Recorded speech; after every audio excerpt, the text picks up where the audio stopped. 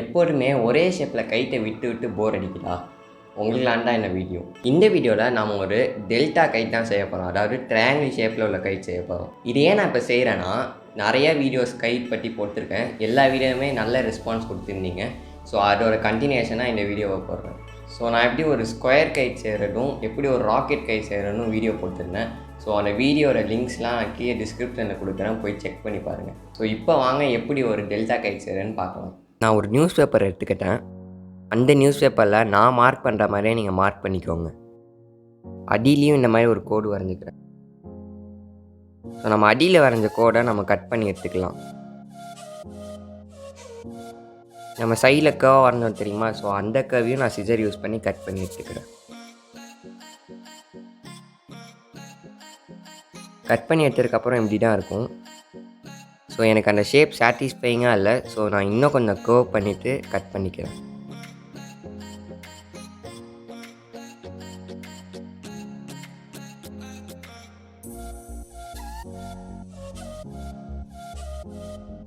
இப்போ நான் சென்டரில் கம் அப்ளை பண்ணிக்கிறேன். கம் அப்ளை பண்ண இடத்துல திக்கான குச்சியை ஒட்டிக்கிறேன். அந்த குச்சியோட டாப்லேயும் பாட்டம்லேயும் நான் பேப்பரில் கம் அப்ளை பண்ணி ஒட்டிக்கிட்டேன். டாப் சைடில் ஒட்டின பேப்பர் மட்டும் எக்ஸஸாக இருக்கும். ஸோ அதை கைட் ஷேப்புக்கே கட் பண்ணி எடுத்துருங்க. பெரிய குச்சியை வளைச்சி வச்சு பார்த்துக்கிறேன். இப்போ நம்மளோட கைட்டோட லெஃப்ட் சைடில் பாதி டேப்பை ஒட்டிட்டு மீதி பாதி டேப்பை அந்த குச்சியை வச்சுட்டு ஒட்டிடலாம். இதே மாதிரி அந்த குச்சியை அந்த பக்கம் வளைச்சி ஒட்டிடுங்க. நான் சொல்கிற மாதிரி செஞ்சிங்கன்னா உங்களுக்கு ரொம்பவே ஈஸியாக இருக்கும்.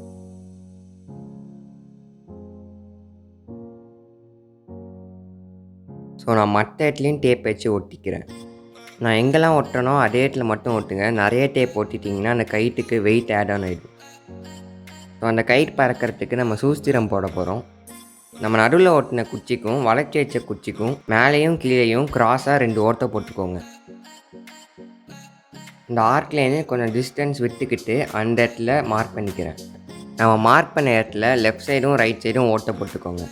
ஸோ இது உங்களுக்கு புரியலனாலும் பரவாயில்ல, நான் டெடிக்கேட்டடாக ஒரு கைட் வீடியோ போட்டிருக்கேன். ஸோ அதை பார்த்துட்டு இதை பண்ணிங்கன்னா ரொம்ப ஈஸியாக இருக்கும். ஸோ இப்போ நான் மேலே 2 ஓட்டை போட்டேன், கீழேயும் 2 ஓட்டை போட்டேன். நூல் கட்டுறதுக்காக மேலே உள்ள ஓட்டை வழியாக விட்டுட்டு கீழே உள்ள ஓட்டை வழியாக வெளில இழுத்துருங்க.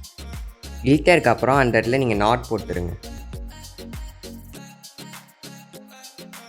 நூலோட இன்னொரு எண்டு இருக்கும். அந்த ஓட்டையை நம்ம கீழே போட்ட ஓட்டை வழியாக உள்ளார விட்டுட்டு இன்னொரு ஓட்டை வழியாக வெளில இழுத்துருங்க. ஸோ வெளில இழுத்து முடிச்சதுக்கப்புறம் அந்த இடத்துலையும் நீங்கள் நாட் போட்டுருங்க. ஸோ இப்போ நம்மளோட நூலோட சென்டரை கண்டுபிடிக்கணும். ஸோ அந்த காரணத்துக்காக அந்த பக்கத்துலேயும் உள்ள நூலை எடுத்து இந்த நாட்டில் வச்சுட்டு இந்த பக்கத்துலேயும் உள்ள நூலை எடுத்து அந்த பக்கம் உள்ள நாட்டில் வச்சுட்டு 2 நூலையும் சேர்த்து வச்சு பிடிச்சிக்கோங்க. ஸோ அதுதான் சென்டர் பாயிண்ட். ஸோ அந்த சென்டர் பாயிண்டில் நீங்கள் நாட் போட்டுக்கோங்க. ஸோ நாட் போட்டு முடிச்சதுக்கப்புறம் இந்த மாதிரி உங்களுக்கு ஒரு லூப் கிடைக்கும். ஸோ அந்த லூப்பில் நம்மளோட கைட்டோட ஸ்ப்ரிங்கை கட்டிக்கலாம். ஸோ இப்போ நான் ஜஸ்ட்டு ஏற்றுறேன், எப்படி சர்ருன்னு மேலே இருக்குது பாருங்களேன். இந்த கைட் விடுறதுக்கு ரொம்பவே ஈஸியாக இருக்கும். ஸோ பிகினராக இருந்தீங்கன்னா இந்த கைட் செஞ்சு பாருங்கள்.